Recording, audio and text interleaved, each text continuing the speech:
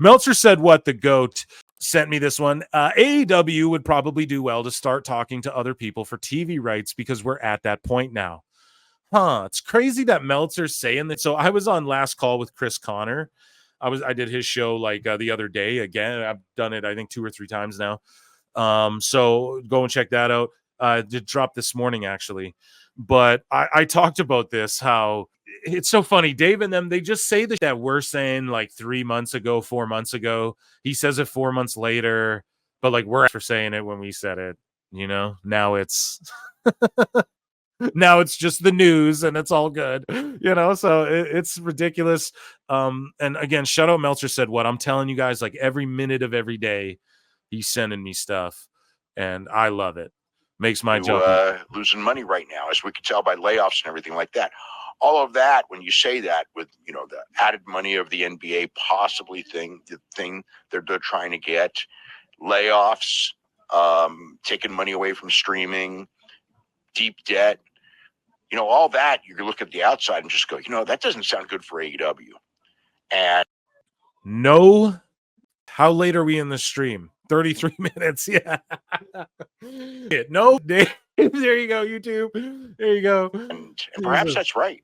But, you know, that's another thing that we'll know. Christ, I can't stand it. Oh, I mean, it kind of looks bad, doesn't it?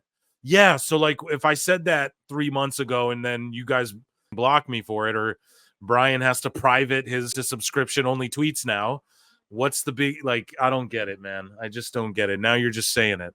We got so much, Dave, to get into, guys. Don't worry. Keep polishing those flutes. Pause. Keep them polished. When the deal's done, I mean, there's people on the inside, on both sides, and they say a lot of things. And but like I said before, you know, I mean, when it comes to TV deals, until they're signed, you know, there's a lot of stuff that comes real close, and there's a lot of money that can be offered and changed before the final contracts are out and the signatures are on. So I don't count on anything because there's too many moving parts. I mean, they may have a deal and they may be talking to all kinds of money, and they still may go in there and go, hey, we got to figure out a way to get $1.8 billion for this NBA. And NBA is always going to take priority over AEW, which is not to say, I mean, AEW may still end up with a great deal, but oh man, it's sorry. I'll just let it continue because we got a lot to get to. There's a lot of different things that are going on right now, and what are the lot of different things? They keep saying a lot of different. No, there isn't. No, there's not. It's a TV deal. What's a lot of the different things? Oh, like the NBA, and they're gonna go into legal battle. TNT would rather go into legal battle than say anything about AEW right now. They'd rather dump a bunch of money into trying to win over this almost $2 billion deal than scrape Tony Khan off anything notable worth reporting on, or these guys would be glazing it and blowing it up all over the world. You know what I mean? This is laughable. They all play a part in how WBD views these negotiations. So like, is he implying that the NBA negotiations affect how WBD see their negotiations with AEW? No, they don't. And Dave even said before, it's different things. I don't know, dude. This is crazy talk, right? And it's just, yeah, everybody, oh, Phil, you say cope too much. Is this what it is? I'm sorry. It's just like fumbling around it's like a fish on a dock in the hot sun, you know, just flipping around like holy grasping for water. You know, this guy needs anything. Hey, he was right about the obvious booking between Sammy and Braun, you know? It's very interesting time. And, you know, you know, AEW would probably do well to start talking to other people because we're at that point now, you know, where it would probably be good. We're at that point now. Oh, are we? Are we, Dave? And, I think my conspiracy theory, and I'll give myself an X-Files for this one. I think Tony is talking to other people, and I think that's why Dave's like, you know, it would serve him well to start talking, like, because the narrative is going to be kind of like, well, it's kind of WBD's this, and they're kind of tied up and all, and then we're gonna go somewhere else. I could see them trying to put that positive spin on that, and I think Tony's just saying like, no, us and WBD are great, so that whoever he goes with thinks they're like getting a steal or something. You know what I mean? It's just businessman. If you guys are like, that's too conspiratorial, no, dude, that's like low level what people are willing to do in these types of in this world. Do you know what I mean? So good to do that, and just because then if you do that, then it does put more pressure on WBD to make the deal. And you know, if you have an outside suitor, you can get that price up, even because my impression is that through all this, well, Zaslav has more heat than the entire AEW Ross. Yeah. Oh, that's a good one, McQueen. Thank you for that. Holy, that was a good one. Yeah, that's true too, man. That guy's got nuclear heat. Like, they want him gone. Which Dynamite was this? So this was for 250, where we see here, and I will applaud AEW for this, right? 2 weeks ago, AEW 250, they carried 800 and some thousand through an hour. Last week for that Blood and Guts, they had 800,000 people even through the overrun carried through like that hour of TV. And it's like, okay, so if they have figured out that they can at least do an hour of 800,000 people plus watching. So to me, I'm looking at the positives. I know, guys, it's not like the 1.2 million they did before or the 1.4 they did one time. Like I know. But what I'm getting at is like, okay, they're at least able to have people interested, 800 some thousand, comparable to the last few years. You have to say those are decent numbers, but then it just tanks off. So obviously, right? But if they can put a show together where the whole thing stays like above 800 and it's just bubbling throughout the 800, they have the capacity to do it.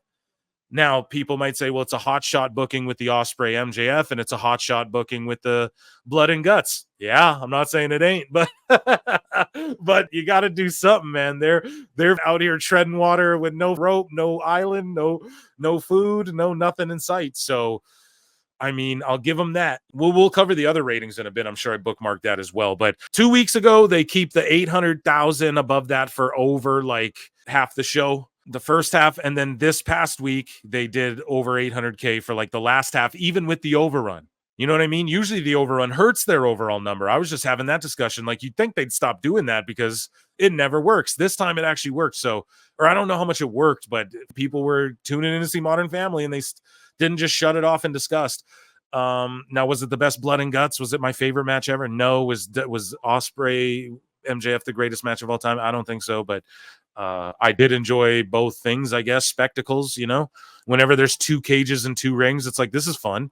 I watched the Royal Rampage. Darby Allin won that too. It was just a Royal Rumble with 2 rings, pardon me. And it was fun. I won't lie. It was kind of stupid and hokey that they were doing. They had these spots where like Commander and Cassidy were walking the ropes on like Claudio and Brody King. And it's like, no, they're like walking the ropes Taker style, both doing like synchronized flip spots on Claudio and shit. It's like, no, please.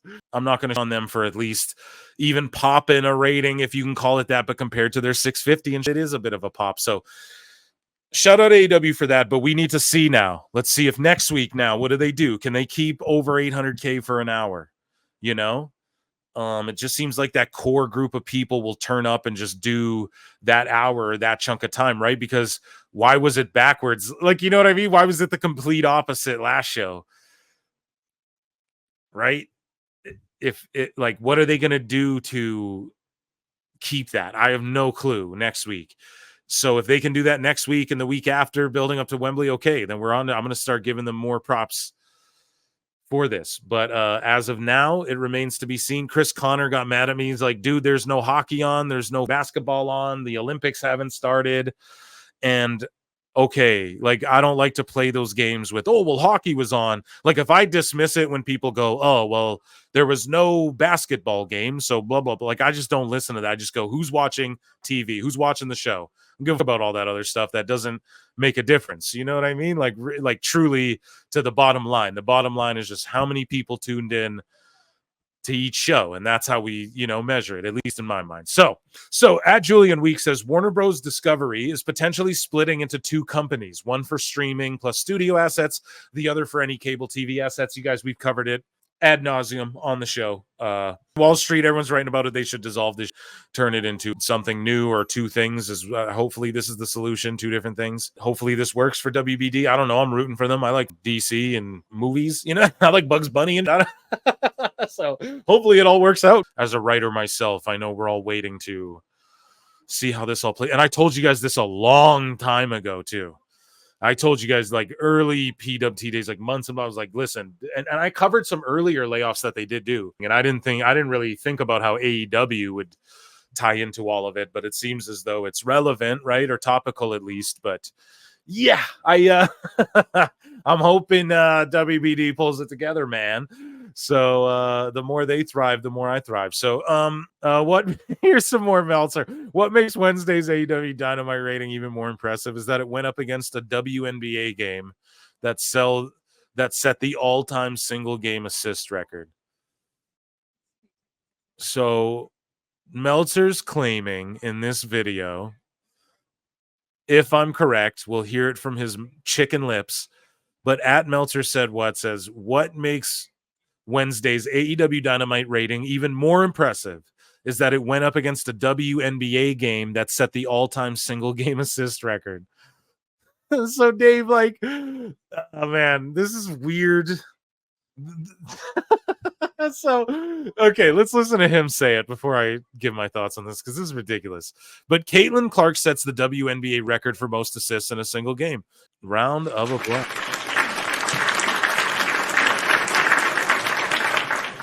Here's Dave Meltzer, though, putting over, like, this is a reason to put over Dynamite's rating. Somehow the WNBA game equals AEW good. So the rating that came out on Wednesday, as I've been watching this match, and I was kind of wondering what you were thinking. Once they hit about 25 minutes, I started to think, oh, they're going to go for the first hour of the show because this is an experiment to see if they can keep the audience from going down every segment. Like we're trying to see if we can keep the consistency of the rating.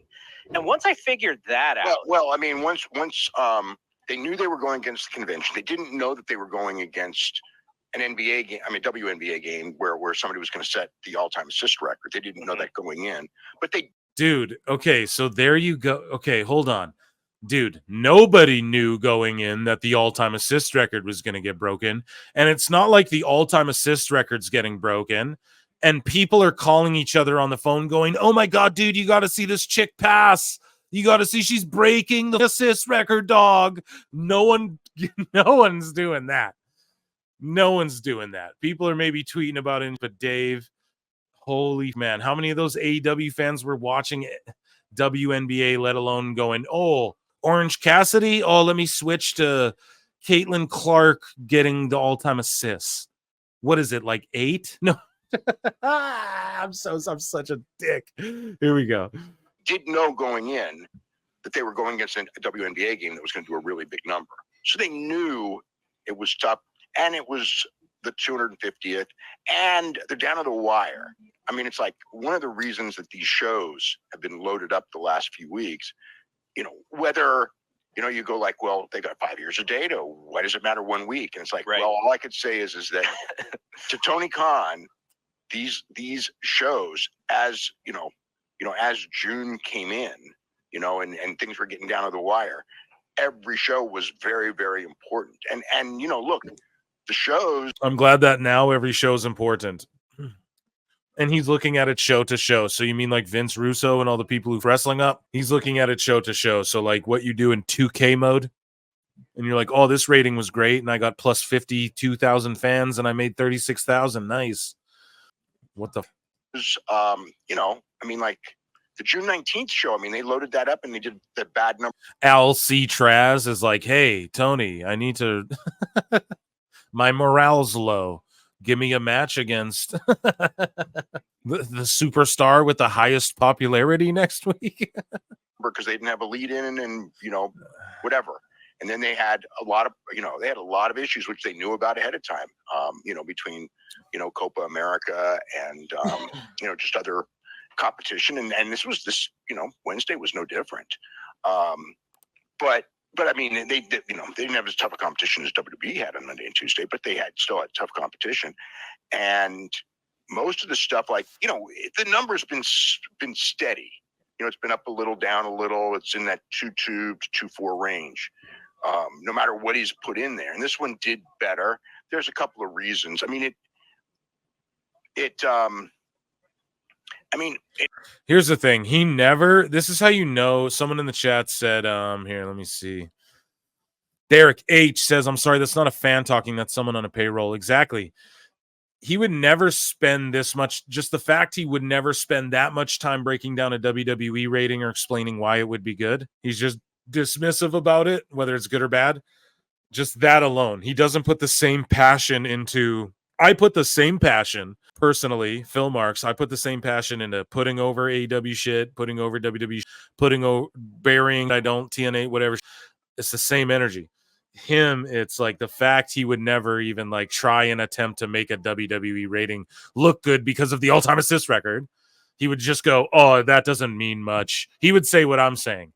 Oh, if the people aren't calling for the assist record, But anyways, we're going to move along, and I'm done with that clip. Report, Tubi interested in adding wrestling product to platform AEW. Tony Khan. It's right there, dude. The door's open. You have your lane, man. Get in there. Get on Tubi. Strike while the iron's hot. Tubi. This is great. That'll be their new slogan. You turn on Tubi. AEW on Tubi. This is great. AEW wants to do a stadium show in America. Guys, I don't think that can happen. So, but SAP is like, oh, well, when it does happen in 1 year, and AEW's like, we're not planning on doing it anytime soon. And then SAP's like, well, 2025 isn't anytime soon, but it is soon. But I get what he's saying. He's being funny. But also, it's like, SAP, if you want AEW to succeed, I wouldn't even be saying this unless you pride yourself on being a true journalist first. But that's what people can't tell. We can't tell if it's like, are you being a journalist or that's the problem with Dave. That's the problem people started to have with the old guard in wrestling media. I'll call it that. So, hey, I said, listen, I fought on the front lines for a while. I'm going to rest up. But I told y'all a wave's coming and it's changing. You guys can tell. Just the guard's changing of how people respond and react and want to consume this type of information. So, yeah, I don't know. Awful just said bookmarked. I said what I said, lurker, because I guess Awful was like, there's no way this happens, whatever. Awful. He's always hating. The miserable old man, to be con. To be determined. That's what he should do. He should do that. That's our deal is to be determined. Yeah. It's an awful joke. Live look at the AEW WBD negotiations at @lifer_WWE. Tony Khan WBD. Back to New York Knicks basketball caps WWE superstar Liv Morgan and other top stars when the road to WrestleMania. Damn, that dude is boring the out of her, dude. Whatever he's talking about, what is he doing too? Like, how does he not know that she is totally not feeling this dude? And I think she knows she's on camera and that there's supposed to be a pop. And this dude's probably been rambling her ear off for 40 minutes, clearly lacks self-awareness.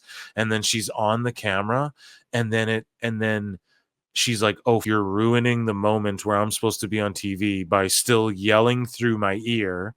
And I took time out of my day to get ready, do photo ops, meet people, come to this game, sit front row. I don't even really give a shit about the Knicks. And I'm here to, and then while they're like announcing me, you're still babbling for 13 minutes through my ear.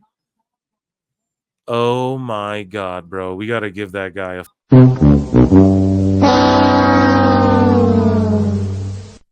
0 game. Emotional damage. Let's watch that. Let's run that one back, guys. I know this is an oldie, but it's a goodie. Back to New York Knicks basketball caps WWE superstar Liv other top stars when the Road to WrestleMania Super Show comes to the Garden on Sunday, March 12th. Tickets are available at all Ticketmaster locations and at the MSG box office. And she's trying to be like, dude, do you not see me on the screen? Yikes. Shut up, bitch. Stop talking. Dummy. Yeah. Ugh, that is cringe to my core, but I love it, dude. Turner has officially matched Amazon's NBA offer, and the association will remain on TNT. So we already covered this on last live show. If you haven't, check it out with Evil Dose. They're gonna sue. People are getting sued and all that sort of stuff. Here's some Meltzer. Let's react. The NBA will pay them money to go away because they want it on Amazon. They wanted streaming. Amazon's a stronger streaming service than Max. WBD actually wants it for TNT, but will put it on Max if they can keep it on TNT. So that's kind of where it stands. If they actually have to pay the $1.9 billion a year, and the AEW deal is not pretty much signed, it's probably not a good thing for AEW because that's a lot of money that the NBA. Yeah, I mean, all right, I could listen to that again, but my brain would probably start to rot quicker. This is the longest there ain't no deal explanation ever. And so this is via Sean Ross Sapp. So this is what Sapp was actually responding to. I'm going to have a great time clipping this. Yeah, Fightful select sources close to WBD's stance say there is nothing imminent, meaning over the next few days, either company is not planning to announce a new deal imminently, and we are told the framework of a deal has not been agreed to by both sides.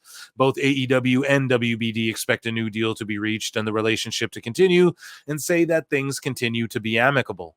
Tony Khan and David Zaslav are both scheduled to be in Paris for the Olympics and plan to meet. Sources close to the situation tell Fightful Select. This meeting has been planned for months, but it was they're not meeting in Paris, but it was stressed that it's not a guarantee they'll reach a deal there, though they are supposed to have conversations regarding the deal. Other sources close to the situation say that an offer has likely been made, but stress that there's no agreement in place as of today. Fightful had heard that there was an offer months ago from WBD to AEW, but it hadn't been agreed upon and was still being negotiated. So yeah, exactly like Awful said, it's just a bunch of nothing, sweet nothing. Meltzer said, what, Wednesday at 8 p.m. you say, Meltzer to Joe Biden, you ruined it.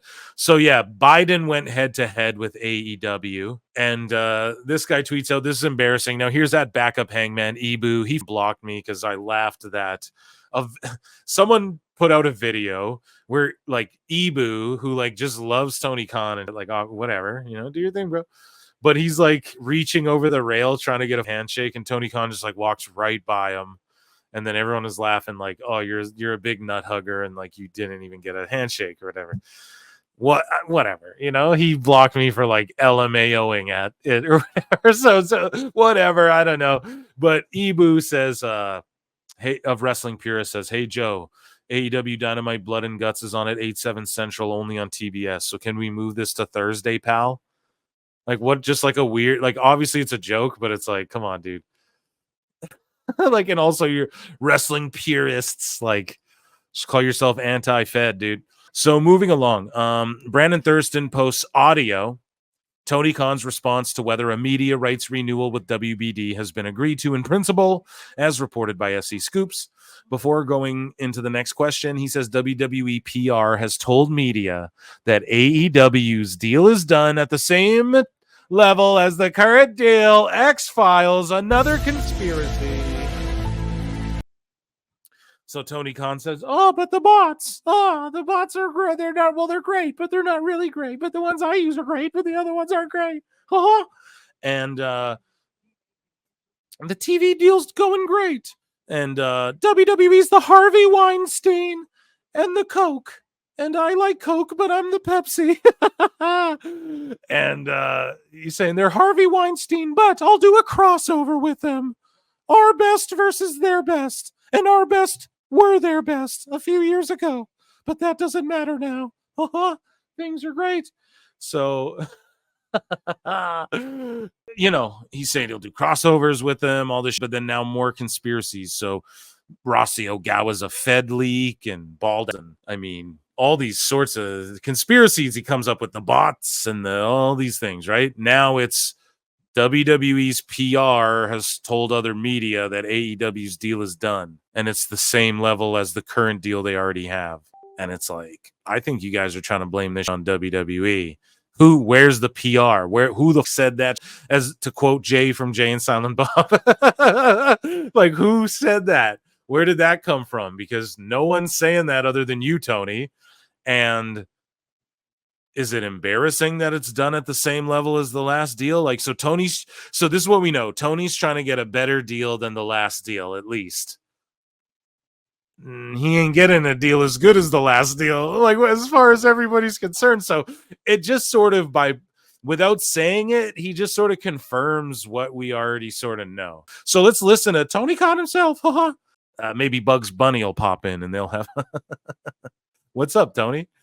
I was wondering if you could tell us if there's any truth to the report that there's an agreement in principle between AEW and WBD for a TV renewal. Well, we're having great talks. It's still in conversation, so I think that would be premature to say that we're all set and done, because that's still what we're working on. So having great talks, including today, and have had some great meetings with the executive team, Mr. Zasloff, Kathleen Finch, Bruce Campbell, and great people.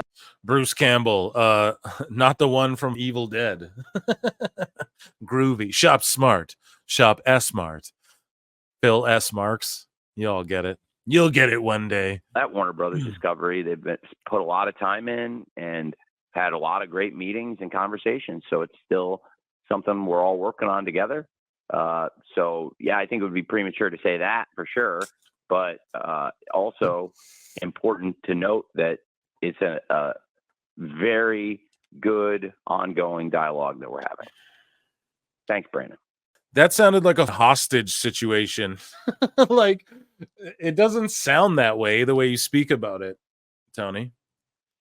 Okay, and we're going to wrap up here probably with Brian Zillum from PW Torch. We may have a couple more right. Oh, PWT, that's my gimmick. No, I'm just kidding. I saw Santi Zap, though. He makes good content. He pulled out a recorder, and he's like, oh, bad wrestling segments, get ready. He's going to, like, play his recorder. And I'm like, that's my gimmick, dude. I already do that to Dave, bro. Oh, no, he's in the Jews. Are you jocking my vibe, bro? Some guy for $2 says TK can't do a crossover if he can't book it all. Or you mean like he wouldn't do it if he This is great. can't on everything, have a soda water and, get his pampy changed. I agree, dude. He would want some booking control, and Triple H should be like, yeah, sit down, kid. Let me in the bald asshole take care of it. Oh, guys, very good isn't great. That's a great point too. It's very good. It ain't great though. There we go. I didn't here actually, Tony, but Brian, you're up next. Hey, Jim, can I tell you something? Yes, sir. Or Brian, it's interesting. I don't usually do this, but since Brandon brought it up and asked, I had a major member of the wrestling media mention to me yesterday. He goes, hold on. He goes, can I tell you guys something? Because he knows that Thurston and them are just the anti-WWE police. And he goes, I don't normally do this, but can I just tell you a conspiracy theory right here that I'm about to just make up, or some guy heard playing telephone? Like, man, Tony, come on. But Brian, you're up next. Hey, Jim, can I tell you something? Yes, sir. Or Brian, it's interesting. I don't usually do this, but since Brandon brought it up and asked, I had a major member of the wrestling media mention to me yesterday. A major member of the wrestling media. So Dave Meltzer, and you're going to take a text message from Dave Meltzer and trust what he says when he does not know and he has absolutely no clue about anything WWE, and he 100% has been caught lying so many times. Liar! And Tony Khan, you're going to just go a major member, like we don't know you're talking about Dave, and like we don't know he made this up. WWE is telling people that, and I don't know why WWE is telling people about our media rights deal. I don't really know what it's any of their business. I don't really understand why WWE PR calls people and talks about my business. WWE PR is telling people proof. Tony Khan and Meltzer are doing a trust me, bro. Oh, a prominent member of the media. Who? Like, name that person then if they're a prominent member of the media. No, because they made it up to you, Tony. Man, they're just working Tony like a fiddle behind the scenes. I'm telling you guys, they're working him too. All these people. That's where they get off on this. That the deal is done, and that the deal is done at the same level that it was going to be our previous deal. That's not the case. I don't know why WWE PR and why major wrestling media members public relations. So where publicly did their PR say any of this? Show me a quote. This is crazy, man. Dave, dude, this is Meltzer's doing. Who are very credible and have never lied to me. Are, I don't know why they're telling people that. It's none of their business. I think WWE PR really gets involved in a lot of things they shouldn't get involved in. And I can tell you that is very untrue, because when we make a deal for AEW, it's going to be a great deal with a big increase over what we've been doing. We're in a really good position. We've been doing great business here, despite what they're trying to do to us. Thanks. What a piece of, for him to go, what they're trying to do to us. Tony, you did this to your goddamn self. Emotional damage. Blame it on other people. That deserves another X-Files, dude. That's annoying. So here's this week. We talked about this earlier. They kept the 800 and some K, and they spiked through the overrun, which whatever. They lost a bunch doing normal. Jericho losing ratings, etc. I got heat for saying this was a good number. People are saying it's terrible, but it's like, I'm just talking this chunk here. Okay, we're going to play semantics, but I broke it down. If they can just do that 800,000, they've proven they can do it with two different matches. One of them was like an Osprey MJF technical masterclass, if you will, modern style, if you want to call it that. The other one was a blood and guts 2-cage gaga hokey pokey match. So they can do it if they can just learn the right, like they get Jericho off TV. I'm sorry. This is like they're making fun of it here, not War Games, etc. But like get the people on TV that people want to see. You know, it's that simple. Ricky Stark's sitting at home because, you know, you guys know why. Placeholder thread from when he rates it 4.75 stars. And so Dave Meltzer talks about the blood and guts match itself. And he says, like, I didn't like the match, but I appreciate what they did. And then he'll rate it high. And then he'll say, see, this is proof that I give things I don't like high ratings.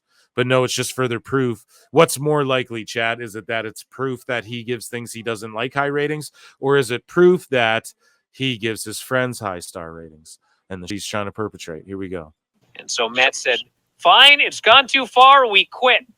Yeah. Which was a pretty anticlimactic finish to an otherwise completely insane match. The match was crazy. I mean, the match was super heated. The match was super heated. Oh, they have a mega main event. They have super wrestlers. Oh, this match was super heated. Like the temperature in the room, Dave? What do you mean by any of that? Because there was absolutely no heat on the match. Nope.